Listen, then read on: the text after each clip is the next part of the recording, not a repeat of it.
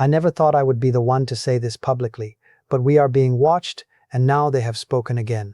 Before we begin, I need you to do something. Write your city name in the comments below and tell me if you have noticed anything unusual in the night sky recently. NASA, the Pentagon, and observatories around the world are quietly collecting this information right now. They want to know where these phenomena are being seen.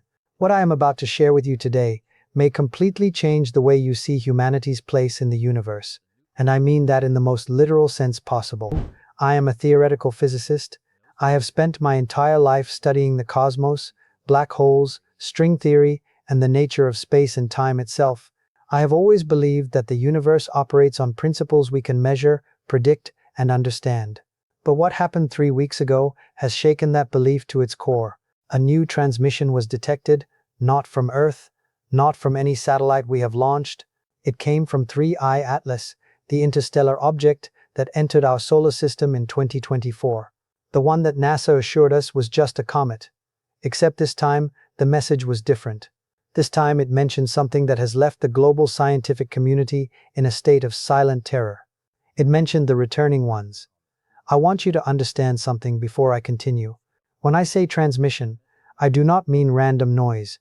I do not mean cosmic radiation or some glitch in our equipment. I mean a structured mathematical signal. Deliberate, intelligent, and aimed directly at Earth. The first transmission from 3I Atlas was detected in late 2024, but it was classified almost immediately. Only a handful of scientists were allowed to analyze it. I was one of them. At the time, we were told it was a fluke, a strange anomaly, something we would study quietly and then forget. But we did not forget. And now we cannot. The second transmission arrived on a Friday evening during what was supposed to be a routine observation session at the Arecibo Successor Facility in Puerto Rico. The team was not even looking for it. They were tracking a completely different object, a rogue asteroid passing through the Kuiper Belt. And then, without warning, every receiver in the building lit up. The signal was so strong, so clear, that for a moment, the lead astronomer thought the system had been hacked. But it was not a hack, it was a message. And it was coming from the exact coordinates where 3I Atlas had last been observed, far beyond the orbit of Neptune, drifting silently through the dark. The transmission lasted 11 minutes. 11 minutes of pure, concentrated information. When the team played it back, they realized it was not just data, it was language, not English, not binary, but something older. Something that felt like it had been encoded into the fabric of mathematics itself. The message used prime numbers as a foundation, layered with recursive sequences that mapped onto known physical constants, the speed of light, Planck's constant, the fine structure constant. Whoever sent this knew exactly how we think. They knew how we measure reality, and they wanted us to understand. But here is what terrified me. Buried within that transmission, in a section that took our best cryptographers and AI systems 4 days to decode, was a phrase. Just one phrase repeated 7 times, in different mathematical variations. The returning ones are close. Now I know what you are thinking. Maybe it is a mistranslation, maybe we are projecting meaning onto something that is just a natural phenomenon. Believe me, I wanted to think that too. I wanted to dismiss it. But then NASA cross-referenced the signal with deep space telemetry data from the James Webb Space Telescope. And what they found made my blood run cold. There are objects moving toward our solar system, not one, not two, 17 distinct massive objects, each roughly the size of Manhattan, traveling in perfect formation at a speed that defies everything we know about propulsion physics. They are decelerating. That is the key word. Decelerating. Natural objects do not decelerate in deep space, they do not move in formation, and they certainly do not send transmissions ahead of their arrival. The formation itself is mathematically precise. The objects are arranged in a pattern that mirrors certain quantum field configurations we have only theorized about in laboratories. It is as if they are moving through space as a single coordinated system, like a flock of birds but on a cosmic scale. Each object maintains an exact distance from the others. The spacing never varies, not by a single kilometer. That kind of precision requires communication, coordination, and technology far beyond anything humanity has achieved. Let me take you back for a moment. Let me tell you what 3I Atlas really is, or at least what we think it is now. When it was first discovered, astronomers classified it as an interstellar comet. It had come from beyond our solar system, which was rare but not unprecedented. Oumuamua had done the same thing in 2017, but 3I Atlas was different from the moment we started observing it. It did not behave like a comet, it did not have a tail, it did not follow a predictable trajectory, and when we analyzed its spectral signature, we found something that did not match any known material in our solar system. The surface was not ice, it was not rock, it was something metallic, something layered, something that reflected light in a way that seemed almost intentional. When sunlight hit the object, the reflection pattern changed based on the angle. Some scientists noticed that the reflections seemed to pulse at regular intervals, like a beacon. But this observation was dismissed at the time as an optical illusion or measurement error. Now we know it was neither. At the time, the scientific community debated whether it was a natural object or something else. But the debate ended quickly, too quickly. The data was classified. The papers were pulled, and those of us who had seen the findings were politely told to move on. Some researchers who pushed too hard suddenly found their funding cut. Others were reassigned to different projects. But I did not move on. None of us did. We kept watching. We kept listening. And now we know why they did not want us to look too closely. Because 3I Atlas is not a comet, it is a probe, a scout, and it has been sending reports back to something much, much larger. Think about what that means for a moment. For years, this object has been observing us, cataloging us, transmitting information about Earth back to whoever sent it.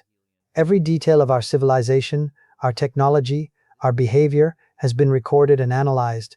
We have been studied like specimens under a microscope. The phrase "the returning ones" has been analyzed by linguistic experts, theologians, historians, and AI language models. Every analysis points to the same conclusion. This is not the first time they have been here.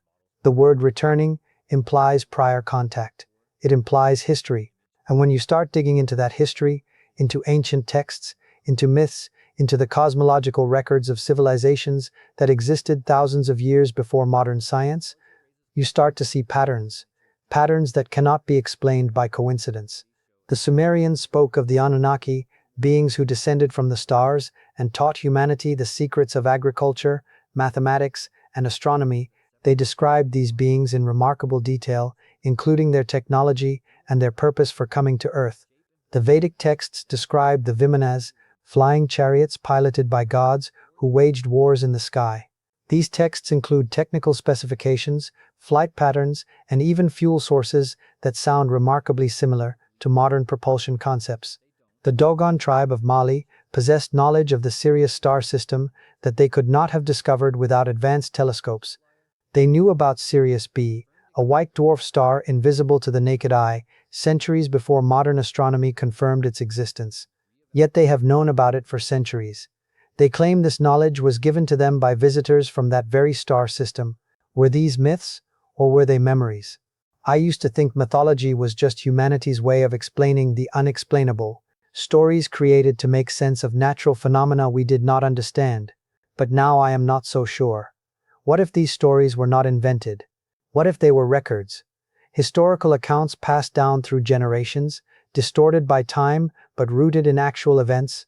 What if the returning ones are exactly what the name suggests? Beings who visited Earth long ago, who interacted with our ancestors, who left, and who are now coming back? And if they are returning, what does that say about the relationship they have with humanity? Are we their creation, their experiment, their children? Here is what we know. The 17 objects currently moving toward our solar system are not natural. Their trajectory suggests they originated from a region near the constellation Lyra, approximately 1,200 light-years away. That is impossibly far for any known technology. Even traveling at a fraction of the speed of light, the journey would take millennia. The fastest spacecraft humanity has ever built, Voyager 1, would need over 20,000 years to cover that distance. But these objects are not traveling at a fraction of light speed. They are traveling faster, far faster. Our calculations suggest they are moving at approximately 40% the speed of light. And the way they are moving suggests some form of space-time manipulation. Something that might involve warping the fabric of space itself, creating a bubble of compressed space in front of them and expanded space behind them, essentially surfing through the cosmos on a wave of distorted space-time. This is a concept I have spent decades theorizing about, but never believed I would see proven in my lifetime. We call it an Alcubierre Drive in theoretical physics, but seeing it in practice, seeing actual objects using this technology, is both exhilarating and terrifying. And then there is the question that keeps me awake at night. Why now? Why after thousands of years are they returning? What changed? Was it something we did? Was it our technology? Our nuclear tests that first split the atom in 1945? Our radio signals that have been broadcasting into space for over a century? Our ventures into space when we first left Earth's atmosphere? Or was it something else? Something cyclical, something that happens every few thousand years? Like a cosmic alarm clock that we were never meant to hear, but that has been ticking away since the beginning of human civilization. Some researchers believe there might be a galactic schedule, a timeline that advanced civilizations follow when monitoring developing species. And perhaps humanity has reached a critical threshold on that timeline. The transmission from 3I Atlas did not just mention the returning ones. It also included a schematic, a diagram. When our team reconstructed it, we realized it was a map, not of stars, but of time. It showed Earth at different points in history, and at each point, there was a marker, a moment of contact, 10,000 BC, right around the time human civilization began to emerge from hunter-gatherer societies, 30,000 BC, when anatomically modern humans were spreading across the globe, 500 AD, during the collapse of the Roman Empire and the rise of new civilizations, and then 2025. That is this year. The pattern suggests that contact is not random, it is scheduled. These visitations occur at specific intervals, at moments when human civilization reaches certain developmental milestones. And if the pattern holds, we are due for another visit soon. But here is the part that truly haunts me. The map did not just show Earth's past, it showed Earth's future. And in that future, something changes. Something fundamental about the nature of our planet and our species. The diagram depicted our planet surrounded by a grid, a lattice of energy or technology that we do not yet understand. It wrapped around Earth like a shell, covering every square kilometer of the surface. Some of the scientists who have seen it believe it is a shield, a quarantine to protect us from something dangerous in the wider universe. Others think it is a cage, a barrier to keep us contained, to prevent us from spreading beyond our solar system until we prove we are ready. And a few, including myself, wonder if it might be something else entirely. A network, a connection, a way to integrate Earth into a larger cosmic infrastructure that already exists. Either way, the implication is clear. After this contact, after the returning ones arrive, humanity as we know it will be different forever. The isolation we have known for our entire history will end, and we will have to face the reality that we are not alone and never have been. I have spent my entire career trying to answer one question: are we alone in the universe? I always believed the answer was no. Statistically, it is almost impossible for us to be alone. There are hundreds of billions of galaxies, each containing hundreds of billions of stars. The odds that we are the only intelligent life are astronomically small. But I always imagined that if we ever made contact, it would be on our terms. We would send the message, we would discover them, we would be the ones in control, we would choose when and how to make first contact. But that is not what is happening. We are not the discoverers, we are the discovered. And judging by the tone of this transmission, we are not the ones in control. We never were. The global response to this discovery has been, to put it mildly, chaotic. Governments are divided. Some want to prepare, others want to deny. Some are mobilizing military resources, others are trying to establish diplomatic protocols for an event we have no framework to understand. The public has been kept in the dark, not out of malice, but out of fear. Fear that mass panic could destabilize society before we even understand what we are facing. Fear that the economy might collapse, fear that social order might break down. But I believe you deserve to know. You deserve to be part of this conversation. Because whatever is coming, it is coming for all of us. This affects every person on this planet equally, and we all have a right to know what our future holds. There is a theory in astrobiology called the zoo hypothesis. It suggests that advanced extraterrestrial civilizations are aware of us but choose not to make contact. They observe us instead, like animals in a zoo. They watch our development without interfering, studying us in our natural state. Some scientists find this theory comforting. I find it terrifying. Because if it is true, it means we have been watched our entire existence. Every war, every discovery, every triumph and tragedy in human history has been observed by something far more intelligent than we are.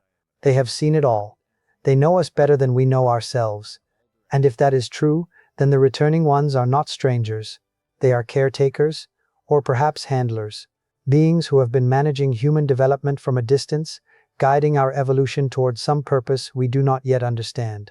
Another theory that has gained traction in the wake of this discovery is the simulation hypothesis, the idea that our reality is a constructed simulation run by a vastly superior intelligence, that everything we perceive, everything we experience, is part of an elaborate program designed by beings we cannot comprehend.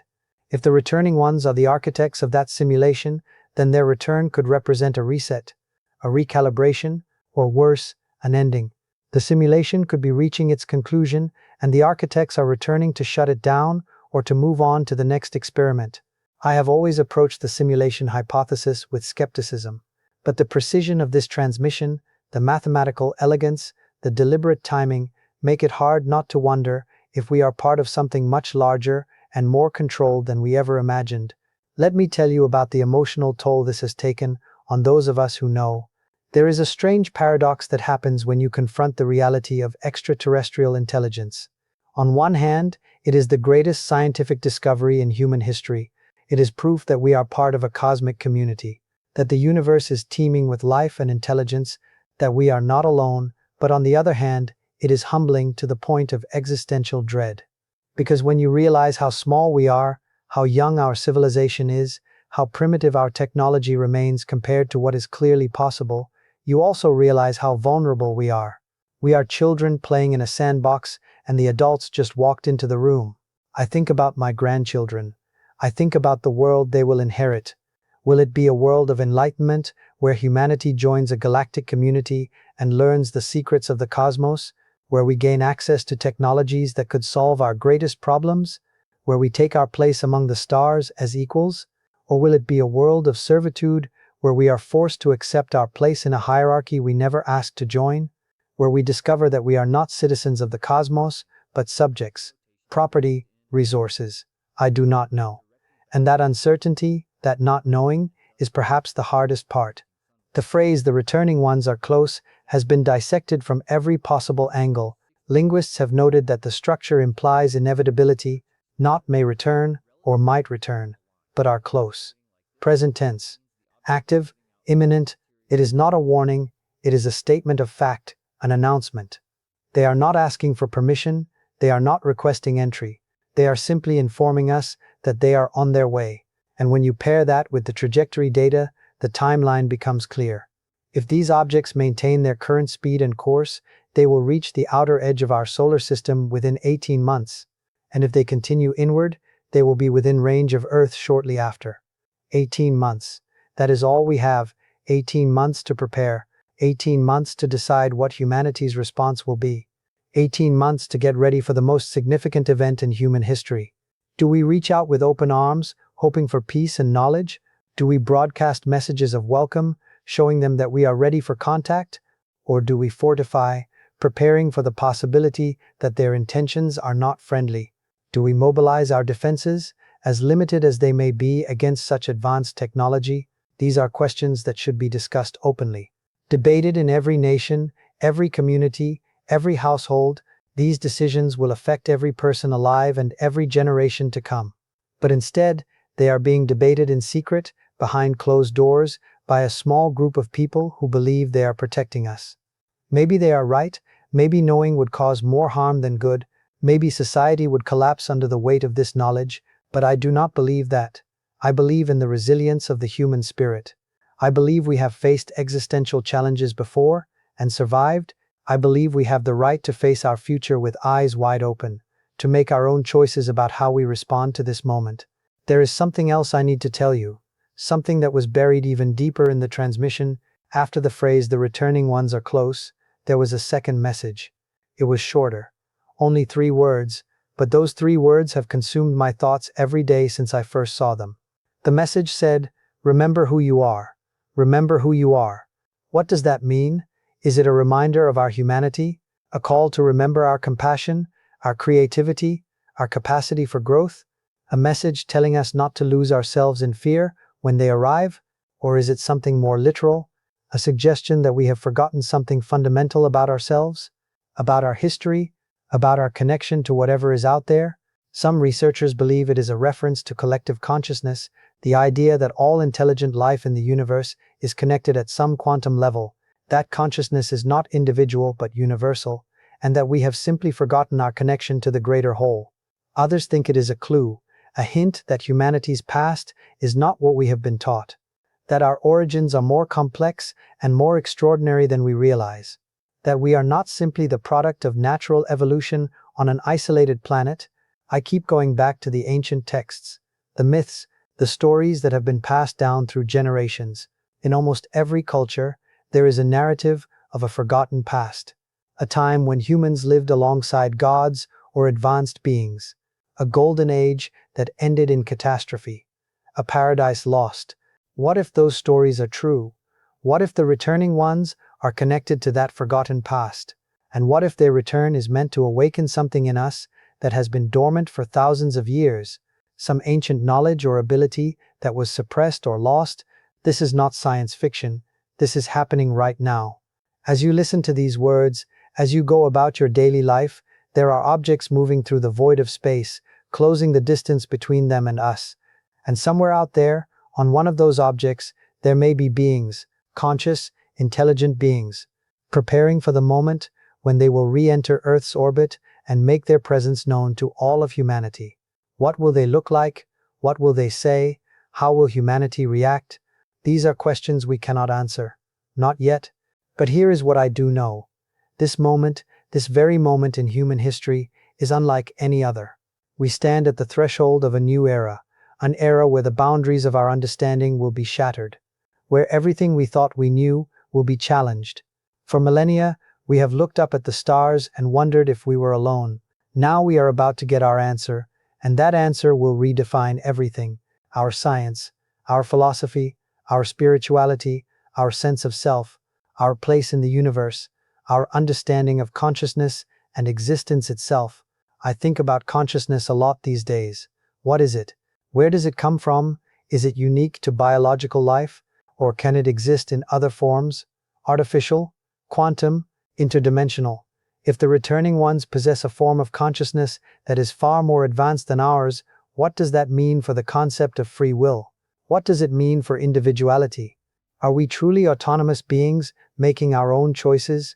Or are we nodes in a larger network of awareness that spans the entire universe? Are our thoughts our own? Or are we part of a cosmic mind that we cannot perceive? These are the questions that keep me awake. These are the questions that we must now confront. There is a quote by Carl Sagan that I have always loved. He said, "The cosmos is within us. We are made of star stuff. We are a way for the universe to know itself." I used to find that comforting.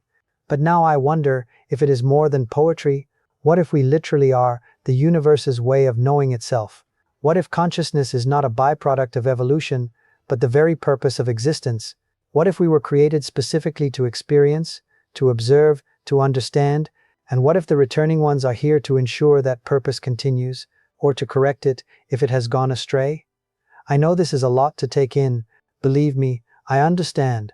I have been living with this knowledge for weeks now, and there are moments when I still cannot believe it is real. But it is real. The data does not lie. The signal was clear, and the objects are moving toward us at this very moment. This is not a hoax. This is not mass hysteria. This is the most significant event in human history, and it is unfolding right now, whether we are ready for it or not. So what do we do? How do we prepare for something we cannot possibly understand? I do not have all the answers, but I believe the first step is awareness. That is why I am sharing this with you. That is why I am asking you to spread this message, to talk about it, to think about it, because when the returning ones arrive, we need to be united. We need to face them not as divided nations or competing ideologies, but as one species, one planet, one voice. Follow this channel as we continue decoding the universe's messages. This is just the beginning. There is more to come. More transmissions, more data, more revelations, and I will be here, sharing what I learn, asking the questions that need to be asked, and hopefully finding some answers along the way. But I want to leave you with this, a question that I believe is the most important question humanity has ever faced. If the returning ones are coming back, if they have been here before, if they have watched us and guided us, and perhaps even created us, then what do they want? What is the purpose of their return? Are they here to elevate us, to bring us into a cosmic community and share the secrets of the universe? To teach us technologies that could end suffering, disease, and death itself? Or are they here to judge us? To assess whether we are worthy of survival? Whether we have evolved beyond our primitive instincts? Or whether we are still the violent, short-sighted species we have always been? I think about the state of our world, the conflicts, the inequality, the environmental destruction. If I were an advanced extraterrestrial intelligence observing Earth, I am not sure I would be impressed. But maybe that is the point. Maybe the returning ones are here to offer us a choice, a chance to change, to grow, to become something more than we are. A final opportunity to prove ourselves worthy. Or maybe they are here to do what needs to be done if we refuse to change. I do not know the answer. I wish I did, but I do know this.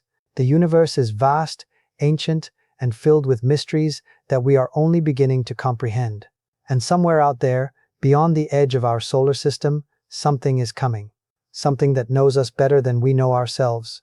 And when it arrives, everything changes. So I will ask you one final question.